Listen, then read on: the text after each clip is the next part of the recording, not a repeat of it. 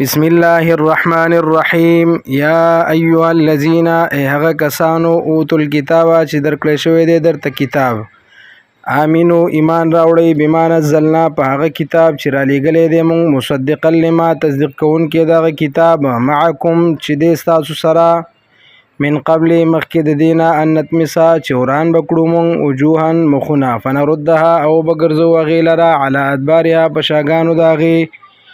او نلعنهم یا لعنت به وکړو په دوی باندې کما لعنا لکه چې لعنت کړی دی موږ اصحاب السبت په خالی والاو باندې وکانا امر الله او د فیصله د الله همیشه مفعولا پوره کړی شوي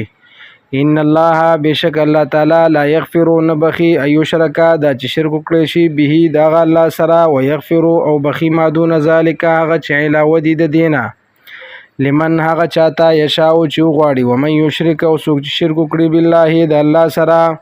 فقد افترى نو یقینا جوړه کړه په الله باندې اسمن ګناه عظیما ډیر لویه الم تر الى الذين آیاتن ګوري هغه کسانو ته یزکون انفسهم چې پاک غني ځان خپل بل الله یزکی بلکې الله تعالی پاکوي مې یشاء چاله چې غواړي ولا یظلمون فتیلا او ظلم بنشي کېده په دوی باندې د تار د هډو کې د کجوري برابر